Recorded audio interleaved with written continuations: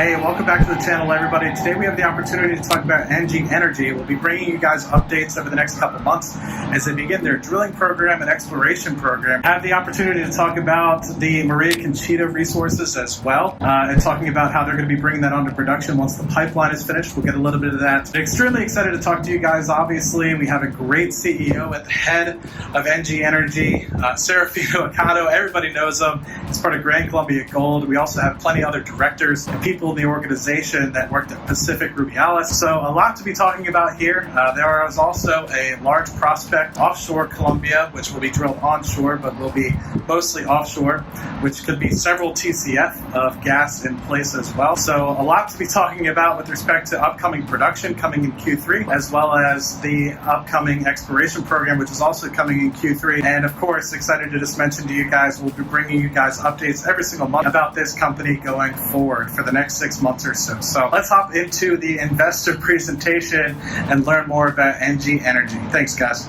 All right, everybody. So before we hop into the investor presentation for NG Energy, I want to take a quick moment to overview the price environment that we have for natural gas in Colombia in terms of dollars per million SCF. And then also I want to talk a little bit about the supply and demand that we have as we'll continue to see a lack of supply and an increase in demand in the Colombian markets going forward. So first and foremost, let's talk a little bit about the price that we see on the screen here on the lower right-hand side. So we'll talk a little bit about specifically what you could see at, say, Henry Hub, and also what Canacol pricing kind of has. We'll touch a little bit about what GASX or NG Energy is going to be having in terms of the short-term as well as the potential long-term pricing that they're expecting to get. So what you can see here is at the New York or Henry Hub sort of frame, you're seeing anywhere between $2.50 to $3 at the most over the course of the past, say, 5 years, dipping more recently in 2020 to below $2 at the Henry Hub gas prices. What you've been able to see Canacol get in the local environment there in Colombia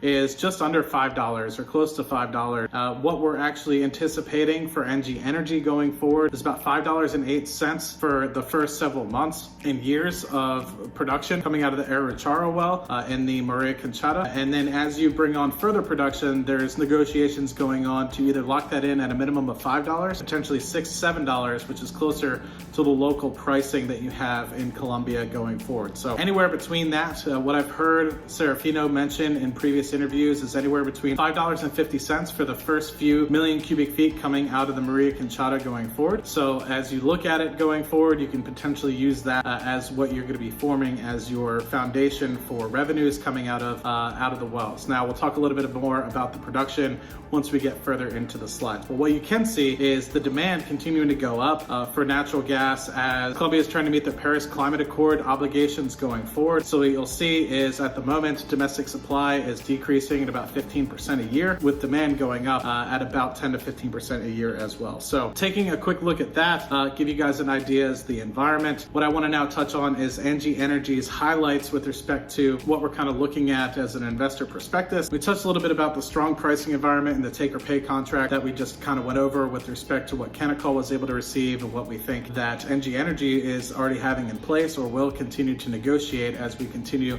to bring on some of these wells coming on in 3Q. But specifically touching on the 3 different assets that we have here. So one of which is going to be in near-term production, which is the Maria Conchita, and that is specifically looking at just under 30 BCF of proved and probable resources that are going to be able to bring online in a relatively quick succession. That is going to be able to be increased with the results that are coming out of the Istanbul-1 well, which we'll talk about here in just a second as well. But the potential for 4 or 5 additional wells to be drilled or completed or re-enter in the Maria Conchita allows them to potentially look at anything 160 BCF of additional prospective resources that have the ability to come online in the Maria Conchita as well. The Aracharo well tested anywhere between 7 to 11 million SCFs in 3 different production intervals. So that has the potential, from what I've heard Serafino say, when it's fully open, up to 20 million SCFs over the course of, say, 5 to 10 years, just based off the resource value that we have in place at the moment. And so with that, coupled with the Istanbul-1 well, when the pipeline is able to be finished, hopefully be able to export from the Maria Conchita anywhere between 20 to 25 million cubic feet a day, which is potential to have anywhere between $35 to $40 million in EBITDA going forward. That will help us, that will help NG Energy continue to produce and develop wells going into the future, having cash flow to be able to fund development drilling in, say, the Maria Conchita going forward, as well as the Sinu 9 going forward, allowing them to avoid debt markets and avoid avoid diluting shareholders. So the other one that I want to talk about is the Sinu 9, which is a significant exploration prospect, which has 37 BCF because they've already had a well penetration going forward. But there are other horizons and pockets of oil and gas within here that could increase the prospective resources and bring them over to contingent or even proved resources as they continue to be developed going forward. And the next well that is going to be drilled in the Sinu 9 prospect is also happening in Q3. We'll highlight that going forward as well. And we also have the Tiburon prospect, which we'll touch on in just a second. But the Tiburon prospect specifically is going to be looking at a large multi-TCF field offshore, which we can touch on a little bit. And that will be currently owned about 70 to 80% working interest in the Tiburon, which will be farmed down anywhere between 10 to 50% working interest as they continue and look to develop it. They will be using capital in the near term for seismic to be able to help delineate some of those resources going forward. So to reiterate some of the points that I talked about with the Maria Conchita, they already have the Urachara well that has been completed and waiting the pipeline to be completed before they're able to bring it online. But that should be available starting in Q3 of this year. Istanbul 1 will also be coupled with that, being able to do that. They also have Tinka 1 well, which is potentially going to be drilled in Q4, Q1, say 2022 timeframe, and also 3 additional locations that they might be able to bring online, which is timing TBD as well. At the moment, this has anywhere between 150 to 160 BCF of prospective resources to be added upon the development drilling going forward. Next, I want to talk about the Sinu 9, which is a 72% working interest, which is underpinned by a single penetration at the Hijizo well. And with that, there's about 5 or 6 different prospects that they have at Sinu 9 that they're going to be looking to drill in the near term. The most near term prospect they'll be drilling is the Marica well, which we coupled with the MMboe well, hopefully coming in here in 3Q. We'll hopefully be able to give you guys results on when those are being drilled and also when they get results. But you can see here that the Sinu 9 is a rather large prospective area. It has anywhere up to a 1.5 TCF of gas on a 100% working interest basis. So you can see here in the table in the lower left-hand part of the column, the Hijizo well, which is about 51.4 in terms of contingent resources once the project is actually sanctioned. Those might be able to move from contingent to actual proved resources, just over 30 BCF in terms of what we have at 72% working interest for NG Energy. We also have the additional prospects that you have going forward at, say, the MMboe, and also some of the others that you have here, which is at the moment in terms of prospects, 836 BCF on 100% working interest. You also have the leads there, which is about 637 as well. You have an approximate map of the development area on the right-hand side, with blue being the near-term targets and the purples being the slim hole exploration targets going forward. So you have some of the MMboe and MMboe wells kind of in there, where you see the drilling order kind of going forward with MMboe,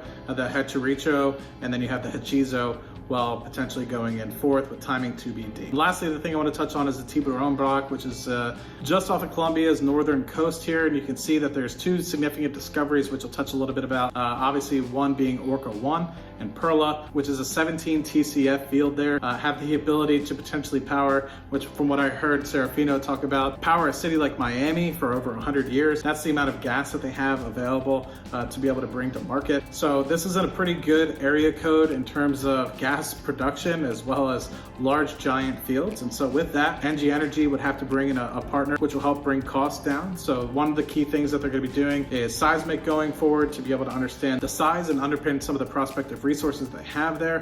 This holds a lot of similarities in terms of gross depositional environment to Perla and the Orca discoveries, which are in Venezuela and Colombia respectively. So kind of keep that idea in mind when you're looking at the potential of some of these discoveries. So relating the Tiburon prospect to, say, the Perla discovery and the Orca 1 discovery here, you can kind of see in the upper left and upper right the seismic associated with those, and you kind of have a cross-section of what the penetrations look like and what that sort of looks like in terms of the mapping there.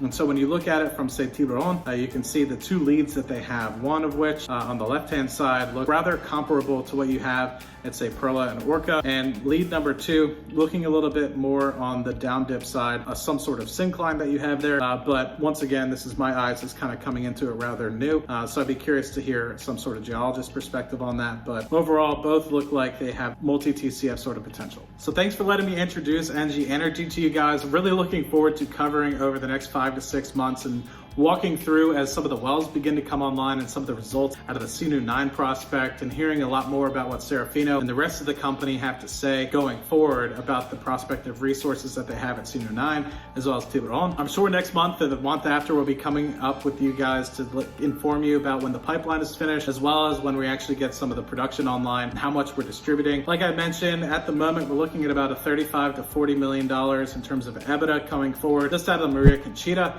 And then if you have the opportunity to actually get some of these resources online at the Sinu 9 prospect, has anywhere in the next coming few years, producing anywhere between 200 to 250 million scuffs, which is comparable Conoco energy just to neighboring blocks that you have here in Colombia as well. So lots to know about over the next coming months. Hope you guys are along with me on the ride. Be more than happy to tell you guys about it month after month for the next 5 to 6 months. And hopefully thereafter, we have the ability to bring you guys more results as they continue to drill out Sinu 9, and also hopefully in the next year or two here, talking about what we'll be able to do in terms of delineating some of the resources at the Tiburon prospect. So thanks again for stopping by. Looking very much forward to talking to you guys about NG Energy for the next couple of months. See you guys on the next video.